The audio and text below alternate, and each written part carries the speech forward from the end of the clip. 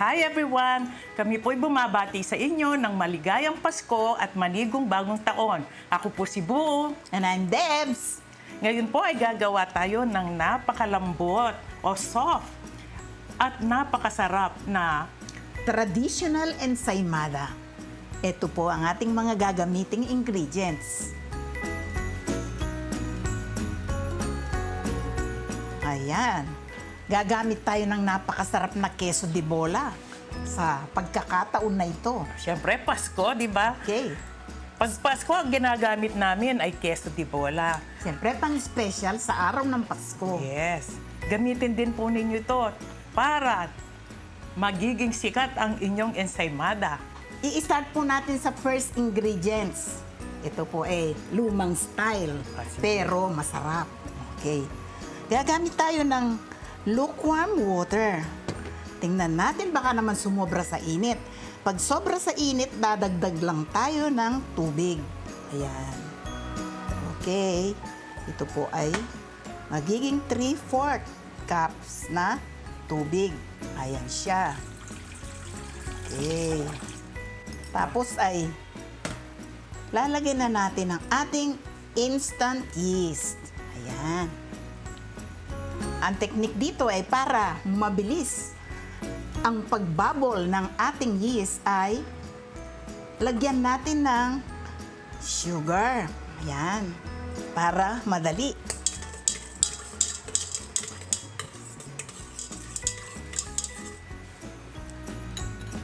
Pwede na nating ibuhos ang ating flour.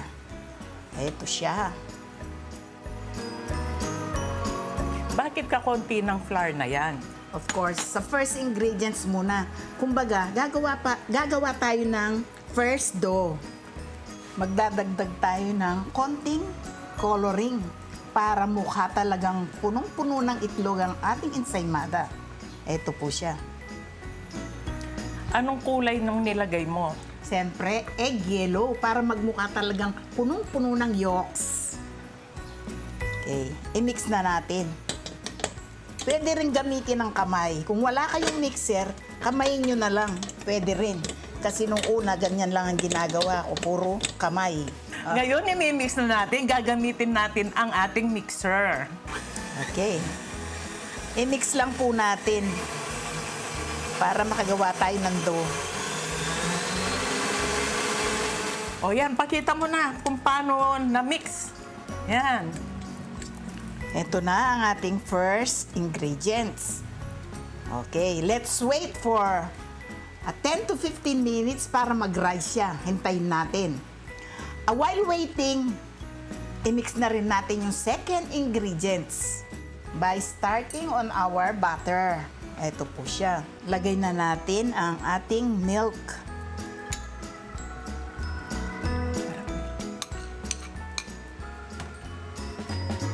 At i-melt natin ang sugar. Idagdag natin ang salt.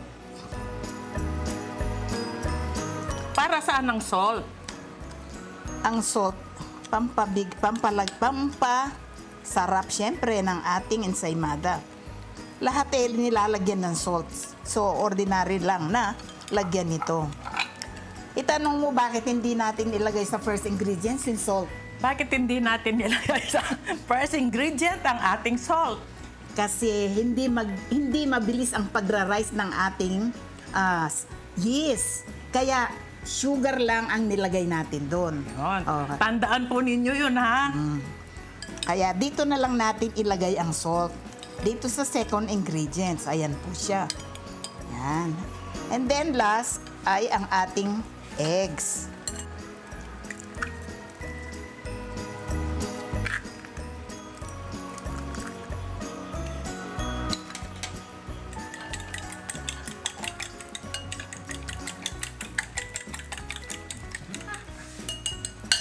Salita ka! Ito pong ensaymadang ito ay makakadagdag sa inyong negosyo. Lalo na ngayon pong nag-holidays na ganyan. Kasi napakasarap at napakabenta ng saymadang ito. Isa ito sa ikakayaman ninyo. Okay, i-mix na natin ang ating eggs sa ating liquid. Ilang minutes tayo maghihintay dyan? O, tingnan nyo, oh. In 10 minutes, okay na. Nag-rise na yung first ingredients. 10 to 15 minutes. Ngayon, pwede na nating i-add ang ating liquid. Yan, pakita natin. Sa first ingredients. Ayan. Pakita natin. Dahil nag-rise na, ah. Okay, ngayon, i-mix na natin yung flour niya. O, sige, para may magawa ka, i-mix mo dahan-dahan, ha. Mix na natin. O.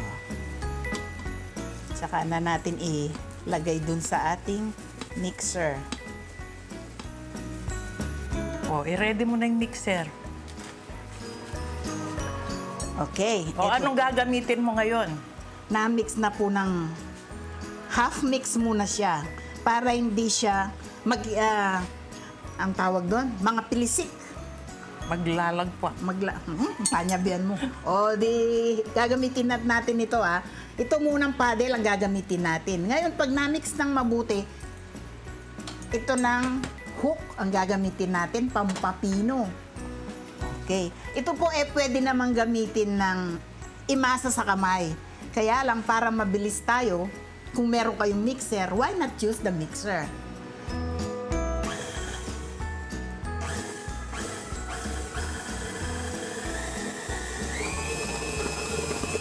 I-mix po natin siya inid po natin siya ng mga 12 to 15 minutes para talagang pinong-pino ang ating ensaymada.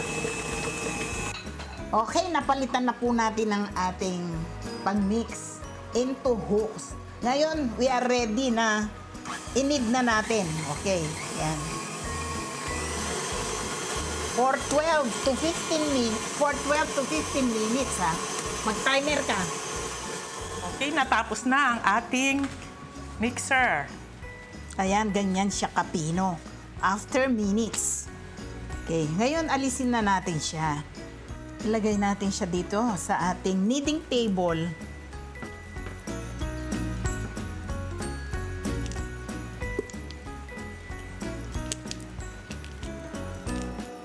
Wow, ang ganda. Talagang kapino niya. Ngayon pa lang, kitang-kita mo na kung gaano siya kapino. At kalambot. Mga ilang ensaymada ang magagawa niyan? Makakagawa tayo ng mga 15 na ensaymada dito. Sige, Okay. 5 Ngayon, sa akin, ha? Okay. I-cut na po natin. Siyempre, para maganda, magano tayo, gumamit tayo ng scale para pare-pareho ang laki. Okay. Tingnan nyo naman po ang gamit namin, no? Medyo, pati yung scale namin Antik. Mga antik na. Okay, mga 75 grams ang ideal. 70 to 75 grams ang ideal na Laki. gramo ng ensaymada. Gusto ko malaking gagawin natin. Hindi ba tayo gagawang sinlaki ng mga mukha natin? Okay, mag-start na rin po tayo ng mag-roll. Ayan. Ito po, dapat ang ating mga molders ay naka-grease. O, ayan. Papakita ni Bu kung paano siya mag-brush. Okay, yan. Alright. Mag-start na tayo. Mabilis lang po ito kasi malambot ang pagkasangkap. Ayan. Ganyan lang po.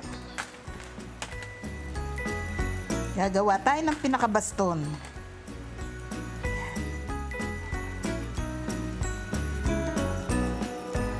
Tingnan naman ninyo kung gaano gumawa ng ensaymada si Debs.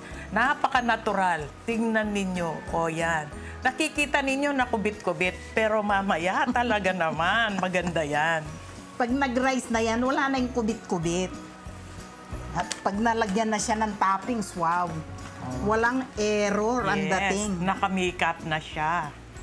Oh, merong isa. Oh, kay Direk na yan. I-doble natin para kay Direk. 150 grams, napakalaki nito. Bagay sa aming direktor. Ayan. O, yan. Yan, Pag talaga. lumaki ito, overflow sa molder. Ayan, nakita mo. Yan, okay. Ganda. O, ngayon, pwede na tayong Hintayin na natin, di ba? maghintay ng kanyang rising time. Ang rising time niya is 2 to 3 hours. Ayan ang ng rising dough. Ang tagal naman. Bakit matagal? Tingnan natin kasi depende sa weather condition yan. Pag tag-init, mabilis yan. Kahit isang oras lang, malaki na.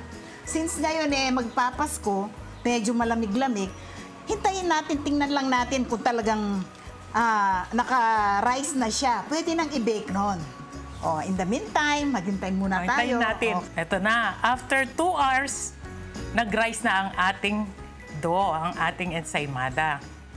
Napakalalaki na nila. Nag-double in bulk na. So now, ipainit na po natin ang ating oven. For at least 20 minutes bago natin ilagay ang ating mga ensaymada. Preheat na tayo. Okay, let's go. I-bake na natin. Lagay na natin sa oven. Tara. Ay bebake na natin at 220 Celsius for 5 to 7 minutes until golden brown.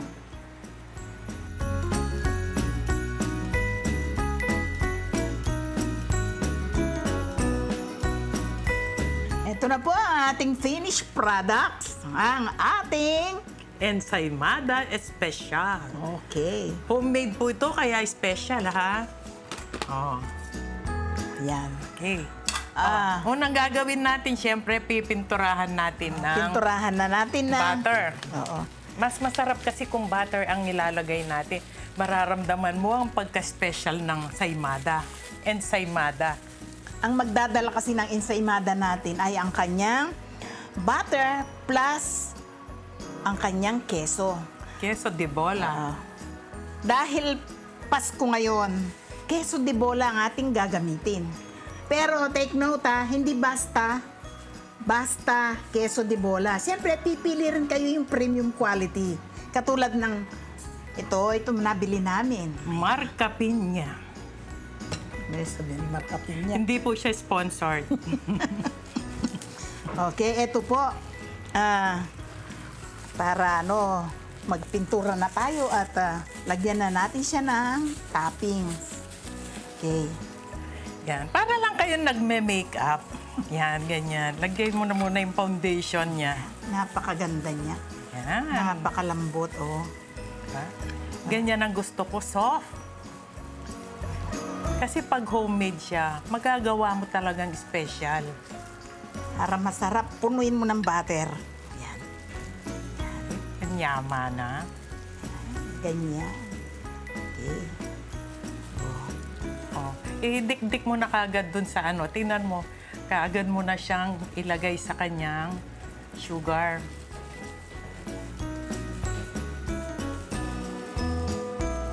Yan. Okay na yan. Para mapakita lang natin. Ngayon, mag-grate na tayo ng cheese.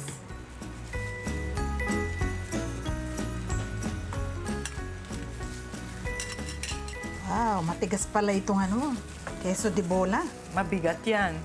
Kaya mahal siya, siksik. Ang ganda naman. Parang snowflakes na nahuhulog, di ba? Wow. Parang winter, Di ba? Ang ganda. Dapat naka-jacket tayo. Gusto ko nagtibabal. Parang nag-i-snow sa dating niya. Tapos magkakapik ang black coffee. Mararamdaman mo talaga ang lasa ng ensaymadang espesyal. Ang sarap. Ito na po ang aming special ensaymada. Ang bango. Original flavor, original scent ng queso de bola. Di ba napakaganda? Masarap. Tikman na natin. Okay. Ito, ganito ka-fluffy ang ating ensaymada. Wow, yan ang gusto ko. Very soft. Ayan. Ang sarap niyan. Di sana ako magkape. Oh, samol me. Yaman. Mmm. Mmm. Yaman. Sarap. Narasang Paskong Ang saymada. lambot. Mmm. Mmm. Another one bite. Kailangan merong ganito ang mesa ninyo sa Pasko at saka New Year. Di ba? Napakabongga ng ensaymadang ito. Ang sarap. Mag-bake na kayo ng ensaymada. Pag ginawa ninyo ito, sigurado, tuloy-tuloy ang paggawa ninyo dahil maa-addict kayo sa sarap. Magkape na tayo. Gawa na ang kape. Ha? Please. Please, like Share. and subscribe. At O Campus Kitchen. thanks for watching. We love you. Bye. Shout out. Okay, shout out naman tayo. Shout out kay Miss Natalia Gamurot from Tarlac City. Teacher din siya sa CHS Tarlac. Hello, ma'am. Oh. Shout out din sa group ng Tayo-Tayo Lang ng Tarlac City. At kay Beer Goddess ng Italy. Shout out sa inyo dyan. Oh, Number 4 is Ramsey Briones, anak ng Oseng Dueñas Ampoy Ray Patut Briones, hello Ramsey! akapatad ng Vilma Chuang Malagu. Hi, Vilma! Dara- Ato kayo! Okay, dara niya naman ni Jijing Pudat, Butad! Butad Dueñas. Hi, Jinjin Butad! At bapa ni Joing Malamarine, akapatad ng Victora Pintor. O, kabilang ka mamintura kaya ni Vic. Kay Batip Victor at niya ng mga chiloling. Anak ni Richard Peralta na, Inaanak mo! inanak ko. Inanak ko. Long time no see. Hello sa inyo dyan! Shout out! Sa mga taga-Tarihi yun. Okay. Kumusta ko ang Kena? Merry Christmas sa inyong lahat! And Happy New Year. O traditional. So, Baul bowl. bowl. Baul, inodoro. Sa accent nyo yun, Alam mo na pakarte, mo mambagi. Bowl o bowl pwede. Nano itang bowl ng kasilyas. Inodoro. Nasaan Sagol. yung flour? Aguli, lawin kaya pa amin ko, di ko nung stoya pa. Kasi matagal na ito eh. Kailangan masarap talaga yan, ha? Kasi sinasabi natin, napakasarap niyan. Pote, yaman-yaman. Sigurado.